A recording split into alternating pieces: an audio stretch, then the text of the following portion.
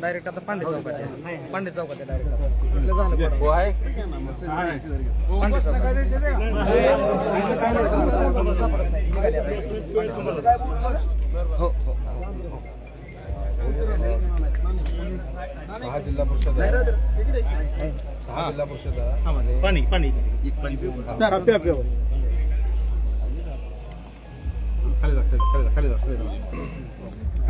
सहा जिल्हा परिषद आणि 12 पंचायत समिती यामध्ये भाजपने निर्विवाद विजय संपादन केलेला आहे. काय सांगा? निश्चितपणानं सुरुवातीला तर मी माझ्या तालुक्यातील सर्व जनता जनार्दनाचं माझ्या माता भगिनींचं मनपूर्वक या ठिकाणी आभार व्यक्त करतो.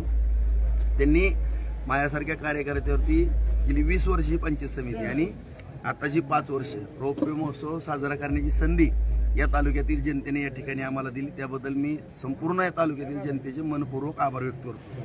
त्याचबरोबर आदरणीय नरेंद्र मोदी साहेबांच्या मार्गदर्शनाखाली आपल्या सर्वांनाच माहीत आहे की राज्याचे मुख्यमंत्री आदरणीय देवेंद्र फडणवीस साहेब यांनी पूर्ण बार्शीवरती एवढं प्रेम केलेलं आहे, एवढं त्यांचं सातत्यानं लक्ष या बार्शीवरती आहे आणि त्यांचे आशीर्वाद किंवा त्यांनी सातत्यानं या बार्शीवरती केलेलं प्रेम, दिलेला निधी, शेतकऱ्यांकरता दिलेलं पाणी, पिण्याकरता दिलेलं पाणी, त्याचबरोबर उद्योगाकरता दिलेला निधी आणि ह्या सगळ्या ह्याच्यातून सर्वसामान्य गोरगरिबांच्या शेतकऱ्यांच्या जे एक घरामध्ये एक नवचैतन्य कुटुंबामध्ये निर्माण झालेलं आहे तरुणांच्या रोजगारामुळं.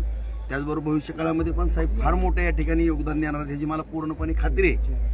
आणि या सर्व दळणवळणाची साधनं दिलेली साठवण तलाव, किटीवेअर, उपसा सिंचन योजना, MIDC ह्या सर्व गोष्टीमुळं आज सगळ्यांचा एक कल आहे की विकास जर केला तर आदरणीय देवेंद्र फडणवीस साहेबांच्या मार्गदर्शनाखालीच होऊ शकतो, नरेंद्र मोदी साहेबांच्या मार्गदर्शनाखाली होऊ शकतो. आणि या ठिकाणी जयाभाऊ गोरेसारखा एक माझा मित्र, माझ्या भावाच्या वरची मला त्यांनी ताकद या ठिकाणी दिली. साहेबांनी पण सांगितलं की जयाभाऊ आपला राजूभाऊ एक सहकारी आहे आणि काय जी 15 महिन्यापूर्वी घटना घडली राजभाऊच्या बाबतीमध्ये आपण सगळ्यांनी ताकदीनं राजभाऊच्या पाठीमागे उभं राहायचं. वेळोवेळी मला पार्टीच्या माध्यमातून दिली गेलेली ताकद, साहेबांचं असलेलं लक्ष, या सर्व गोष्टी आणि विकासाच्या मुद्द्यावरती ही निवडणूक आम्ही भाजपच्या विरोधात साहेबांचे मानले जात आहेत. मात्र सत्तेतच असलेले शिवसेना यांनी दोन्ही शिवसेना एकत्रित, दोन्ही राष्ट्रवादी एकत्रित करत आमदार दिलीप सोपटे यांनी तुमच्या विरोधात जे आहे ते सगळे उमेदवार उभा केले होते. राऊत गटांचा तरी देखील या ठिकाणी विजय झाला. काय सांगा? निश्चितपणाने या ठिकाणी आदरणीय शिंदे साहेब सुद्धा माझ्यावरती तेवढंच प्रेम करतात. आदरणीय दादांनी पण तेवढंच प्रेम केलेलं आहे. आज दादा आपल्यामध्ये नाहीत, परंतु या ठिकाणी शेवटी प्रत्येकाला आपापला पक्ष वाढवण्याकरता प्रत्येकजण आपापले प्रयत्न करत असतो आणि ह्याच संधीचा फायदा घेऊन नेहमी मी पाठीमागं पण सांगितलं की मी 42 वर्ष झालं, वयाच्या 15 वर्षापासून राजकारण करतो. फक्त 4.5 वर्षच मी सत्तेमधलं राजकारण केलं की 2 वर्ष आदरणीय लसराव देशमुख साहेब आणि राणे साहेब आणि आता आदरणीय देवेंद्र फडणवीस साहेबांच्या माध्यमातून 2.5 वर्ष सत्ता आहे. 37 वर्ष आम्ही या ठिकाणी विरोधामध्ये काढली, परंतु ह्यांना विरोधामध्ये कधीच दम निघत नाही. तर पडलेल्या माशासारखं ह्यांची परिस्थिती आहे. त्यामुळे काही ना काही बनाव करून आदरणीय शिंदे साहेबांना पण जी काही मंडळी होती इथं जिल्ह्यातली थोडीफार त्यांना मिसगाईड करून थोडं काही माहिती चुकीची केलेली आहे. आणि दादांकडे पण मी सुनेत्राताईंना पण आता जाऊन भेटणार आहे आणि आदरणीय शिंदे साहेबांना पण जाऊन भेटणार आहे. आणि तुम्हाला त्या दिवशी सांगितल्याप्रमाणे आदरणीय देवेंद्र फडणवीस साहेब सगळ्यांचा सत्कार करण्याकरता, बार्शी तालुक्याचा आभार मानण्याकरता साहेब लवकरच बार्शीमध्ये येणार आहेत.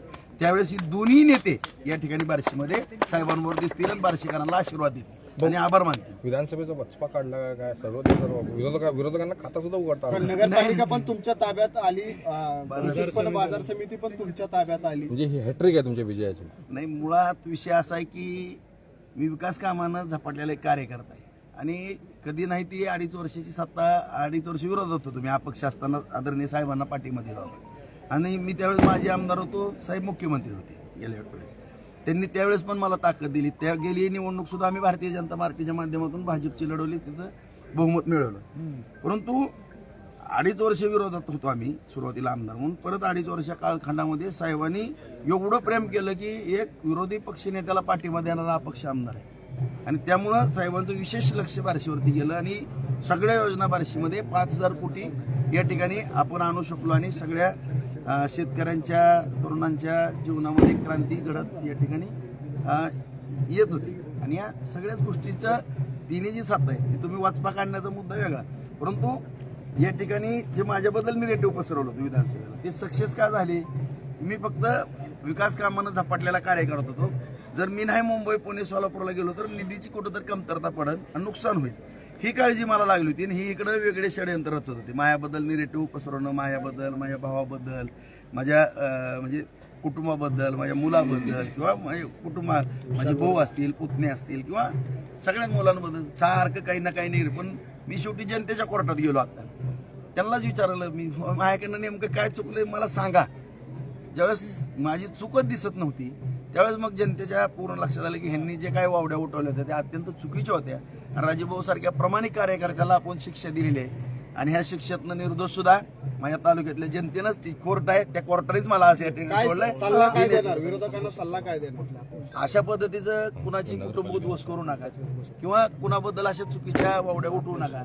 तुम्हाला जर एवढ्या दिवसाचं तुमचं 50 वर्ष तुम्ही म्हणता राजकारण आहे, विकासात्मक राजकारण करा ना तुम्ही. विनाकारण कुणाच्या तरी काहीच संबंध नाही. जर असेल तर ठीक आहे, आम्ही शिक्षा भोगायला तयार आहे. आज सुद्धा म्हणतो कुठली चूक असेल असं जे असं मी जाऊन माझी शेती करेन किंवा माझा व्यवसाय करेन, पण चुकीच्या पद्धतीने आम्ही राजकारण करणार नाही किंवा कुणाला आम्ही असं 10-5 हजाराची झळ देणारी पण आम्ही माणसं नाही.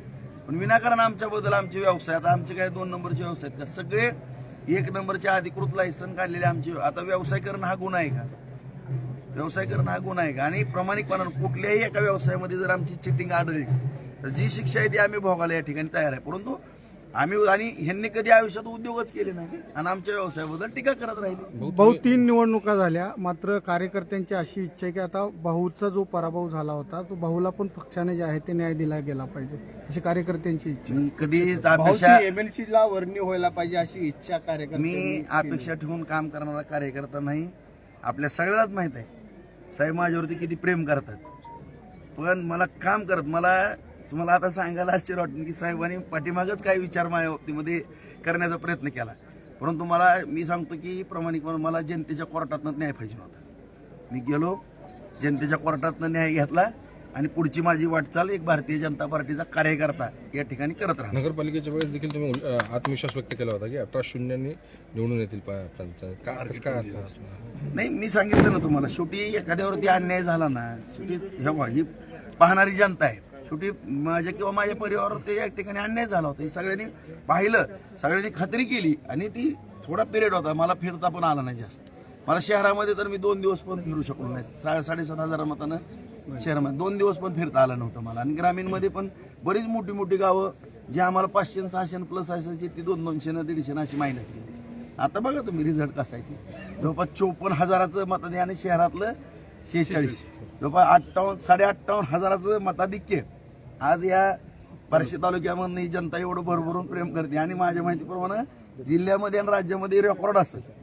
भाऊ तुम्ही एक दावा जो आहे तो केला होता मार्केट कमिटीलाच्या निवडणुकीस पण केला होता आणि आता ह्या वेळेस पण तुम्ही केला होता की 6+12 सगळे निवडून येतील, एकही विरोधकांना जागा मिळणार नाही असा दावा केला. काय नेमकं गणित जे आहे ते तुम्ही मांडलं? मी एवढ्या दिवसाचा जो अनुभव आहे माझा, मी सांगितलं ना 42 वर्ष मी वर्गात तसं अगोदर 4थी पासून मॉनिटर आहे. मी बाहेर आलो 11वी-12वीला GS, परत मी शहर प्रमुख झालो शिवसेनेचा, नगरसेवक, बाजार समितीचा संचालक, नगराध्यक्ष, डायरेक्ट हिंद केसरीला 99ला विधानसभा 300 मतांनी गेलो. 6 विधानसभा लढवले, त्यातले मी 4 हारलो, 2 जिंकलो. पंचायत समितीच्या 4 निवडणुकाला जोडलो, 4 जिंकले. आज ही 5वी रौप्य महोत्सव होते. आणि नगरपालिकेचं सुद्धा मी 5 निवडणूक लढवलो, त्याच्यामध्ये आम्ही जवळपास 3 त्या ठिकाणी जिंकले. हो, दिलीप सोपलांच्या गावात देखील तुम्हाला लीड मिळालेलं आहे 150 मतांनी. आता ह्याच्यावरूनच वळका नेमकं जनतेला काय अपेक्षित आहे. भाऊ 2 दिवसापूर्वी काही सोशल 120 मताचा लीड आहे तिथे. मीडियावरती काही व्हिडिओ क्लिप व्हायरल होत होत्या की धनशक्ती विरुद्ध जनशक्ती. तर मग नेमका आता कुणी कौल कोणाला दिलाय काय सांगा? असा विषयच नाही. आपल्या सगळ्यांनाच माहित आहे की हडपसरच्या प्रॉपर्ट्या बघा, कासरवाडी रोडच्या प्रॉपर्ट्या बघा, आज कशा करता कुठं गेले होते, सगळं तत्व बाजूला ठेवलं आणि किती पक्षाची युती केली सगळी. आणि ती युती काय प्रेमानं केली होती का? आज सगळे गल्लोगल्लीमध्ये चर्चा आहे की सगळं काय आलेलं दोघांनी वाटून घेतलंय. नगरपालिकेत खर्च झाला, मार्केट कमिटीला खर्च झाला, म्हणून या गोरगरीब कार्यकर्त्यांना वाऱ्यावरती सोडता तुम्ही. स्वतःच्या निवडणुकीला धनशक्ती जनशक्ती दिसत नाही.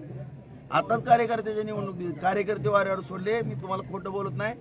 या 18 पैकी 10 जण मला पाठिंबा देण्याकरता आले. नाही म्हणलं तुमची लढत आहे, मी असं चुकीच्या पद्धतीने राजकारण करणार नाही. तुम्ही तुमच्या परीनं तुम्ही लढत राहा, आम्ही आमच्या परीने लढत राहू. आणि असं कार्यकर्त्याला वाऱ्यावर सोडल्यानंतर कार्यकर्ते आता दाखवून देतील त्यांची काय, म्हणजे त्यांना पुढं हिसाब किताब कार्यकर्ते मागणारच आहे त्यांचा. आणि ह्या कार्यकर्त्याला सुद्धा सांगतो की बांधवानो, अत्यंत प्रामाणिक अशा लढणाऱ्या एखाद्या सेनापतीवरती विश्वास ठेवा. अशा अंधारात घाव करणाऱ्या सेनापतीवरती कधी विश्वास ठेवू नका. कोण खरं कोण खोटं जनतेने पण ओळखलं आणि कार्यकर्त्यांनी पण ओळखलं. आता ह्यांची गंमत गावागावात गेल्यानंतर कळत. राज्यात सगळ्यात श्रीमंत आमदार कोण आहे?